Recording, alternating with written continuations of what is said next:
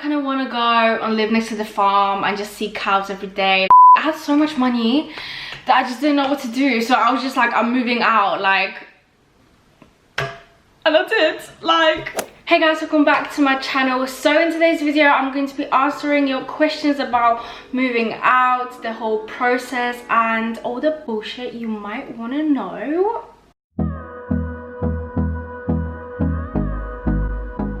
As some of you might know, I moved out. This is my wall. So my apartment tour is still pending. I'm still waiting on my IKEA order. It's literally been 3 weeks. But we're not going to talk about that. I hope you guys enjoyed this video, and if you do, make sure to give me a big thumbs up, and let's get started. So we are going to start off with the most common question, and that is, how much is your rent? Let me just calculate that for you guys. So the rent alone, it's about 1.125 plus obviously the bills and the council tax. So altogether it adds up to 1.35. So yeah, what a scam being an adult. So the next question is it harder being able to travel with the cost of moving out? And to be honest, not really, because me and my boyfriend are sharing the rent. We do half. So before picking like my apartment, I wanted to have at least 70% left over from my pay. So I'm only paying 30% of my whole wage. Yeah, I was being very safe because I know I like to travel like every couple months. But like obviously it's not the same, but it's not harder if you pick like the right apartment to the kind of wage you get, if you know what I mean. What is really pricey, and to be honest, the apartment that I'm in is a little bit pricey. Every time someone asks me how much is your rent, they act all shocked that is that much, because it is just a studio apartment. I was actually scared to tell my mom how much my apartment was, because she's just gonna be like, no, you're not getting that. But it's because it's a new apartment, it's a new building, that's why it's more expensive. But I mean, you can get a 1-bedroom apartment for 1.1 alone with no like bills included and the council tax obviously. But what's really pricey, I would say, for one apartment to be 1.45, that's just taking the piss. But for your first apartment, I just recommend going for something small. Since it's your first apartment, you can always sign a contract for 1 year, that's fine. Next year you can move out, find something better depending on how much you earn. Obviously you don't want to end up with like £200 left of your whole pay just because you want to move out to like amazing expensive apartment, personally. But yeah, I'm trying to move out next year. Best advice, etc. I think best advice I can give you guys is to go to as many appointments, as many viewings as you can. And especially you need to remember there's a season, like the season for everything, holidays. So the best season to get a nice apartment is usually at this time, so May-ish usually. I mean, not counting now since it's lockdown, so it's kind of harder, but like usually that's the best time where there's a lot of different apartments, different pricing. It's a lot easier to find the one that it's like speaking to you know what I mean. So next question is, how did your family take it when you decided to move in with your man? And my parents already knew I was renting about it for ages. I just wanted my own space for so long.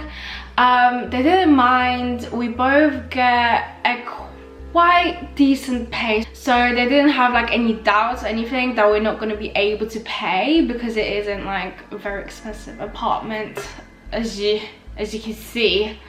House food shopping, oh my god, it's expensive. it's really expensive. We don't usually eat a lot of frozen food, so that's even more expensive. I would say a month we usually spend 150 to 200 pounds. Yeah, and there's just 2 of us. That's a lot of money just to eat. I eat a lot of snacks, so you know, it depends, but usually around that price.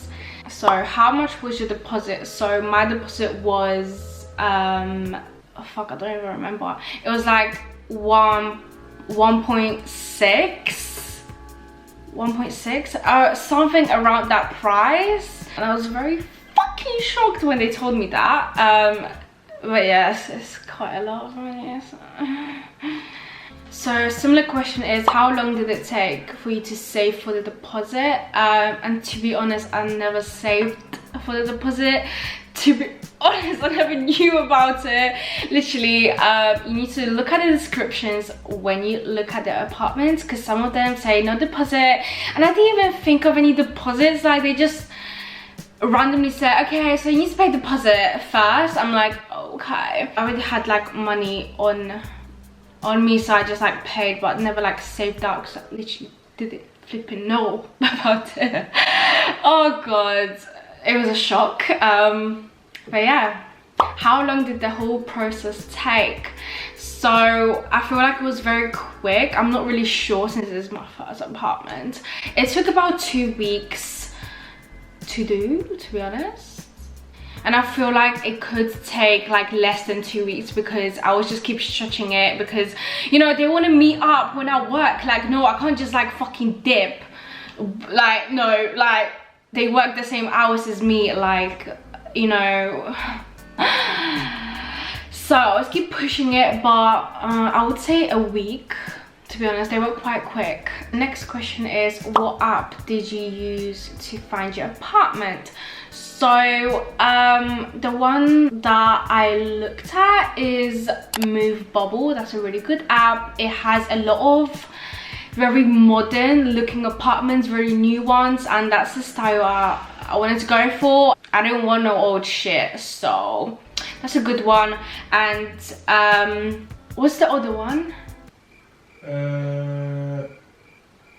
Oh, and another one is Rightmove. That's very similar as well. It does have more of a like cheaper versions of apartments as well, but the company that I used was Homemade. I know a lot of people just like me are looking at the prices. I'm like, yeah, 1.1, that's fine. Well, you need to remember about the bills, about the council tax that is gonna fuck you up, because from 1.1 it's gonna go to 1.4 or 1.5 even. So the pricing is, you know, just for the rent alone, you know, it's not that cheap as it seems like. How long did it take you to decide on a place? And to be honest, a week. I was 100% sure that I want that one. With stuff like that, you want to be quick, because you don't have 24 hours. Like, you don't. If someone takes them and put that 1 week deposit of rent, like, it's gone, and you don't want that. Especially if you want to like get an apartment at like off-peak times, where there's not a lot of apartments to pick from, and you find the one that you really like. You call them as soon as possible, you book. If you like it, you just put down the 1 week rent deposits. This question is very common. How did your parents feel about you moving out? So like, my parents trust me a lot. Like, they used to be very strict with me, but I'm a very hardworking person, and they see that, because you know, all I've been doing is just working, and you know, they see that the trust is building up. I think especially it helped me while I was going on so many holidays, like all those long hauls, like Tokyo, shit like that. They saw I have like money. Like, they were kind of getting annoyed, because I'm spending my money on this holiday. It's like, yes, I know, because what else am I going to spend it on? Like, do you know what I mean? But, you know, they kind of like push the idea. for me to move out. So yeah. So what age did you move out and how are you able to support yourself? So I moved out in February, I believe so, and I'm 18 years old right now. I'm gonna be 19 in August. So basically I do apprenticeship within the travel industry, sales and marketing. So the pay is quite good, but at the same time it's easier if you have someone you're sharing with, like my boyfriend. So for us it's only like around 700 a month, so it's not like a big chunk of our pay. That's good if you want to share with someone or if you want to have a roommate, because I don't think you're gonna be able to get your first apartment and pay like the whole thing by yourself. Unless you are, then I'm proud of you. Did you struggle finding the perfect apartment? If so, what was the biggest struggle? Yes, I actually did. Like I said, there's a season to like look at the apartments, and obviously I was looking at it in what, January? Yeah, January. So there wasn't a lot of apartments that I liked, to be honest, because they all looked old and expensive, and I was just like doubting myself, because like, what the hell, like it's so expensive and it looks like crap. So I think the biggest struggle for me was to actually get the apartment that I wanted. This is not the first choice I had in my mind. I actually found a couple that were like quite big and bigger than this. They were 1-bedroom apartments, but you know, if you see a good one that looks good, it has a good price, good area, it literally sells like hotcakes. Like it's gone. Like my heart broke. Like, you see a good one, you grab it. You don't wait a week, you don't even wait 24 hours. You go and grab it, sis, because trust me, you're gonna regret it. You're not the only one looking at an apartment. Trust me, and then you have to settle for something you don't even want. So I'm just saying, like, grab it while it's there. So how did you earn enough money to move into an apartment? Hashtag happy for you. Thank you. So I decided to move out when I got my apprenticeship, because I literally didn't know what to do with the money, to be honest. My parents were like getting annoyed that I keep going on holidays, and since I was starting like a full-time apprenticeship, I couldn't go on that many holidays, like only like a weekend thing.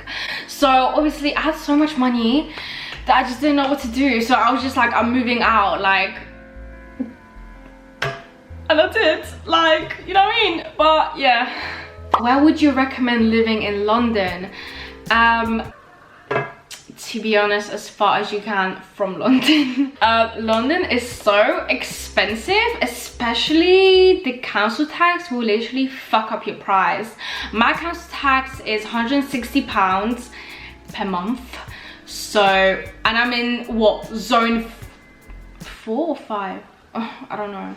Well, one of them. So imagine if you're in zone 3 to your council tax is gonna go high up the closest you are to like a good area or to like central. Oh god, the council tax goes high as fuck. I remember when I was first looking at the apartments, I was like looking at outside London as well. You can get some nice big apartments for literally £800 a month.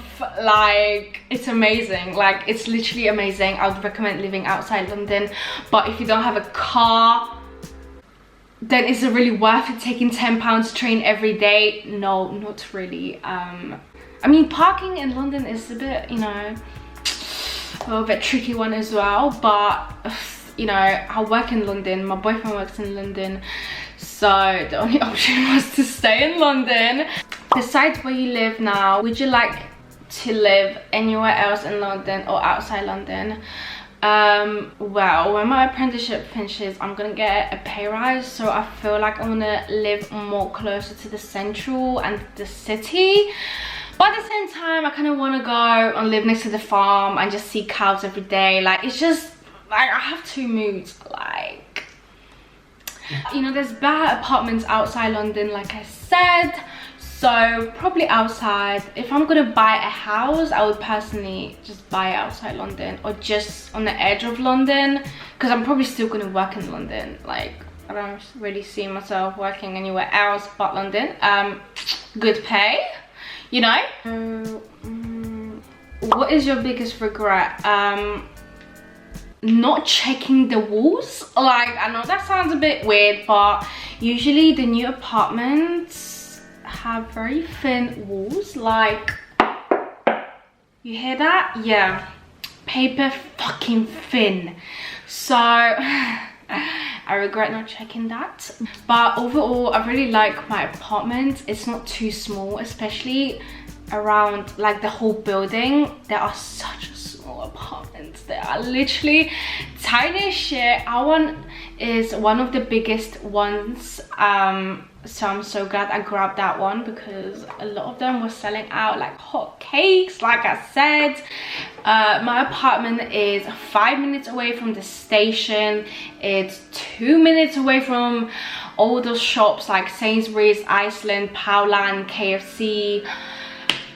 And yeah, I literally have everything next to me, which I love. Like,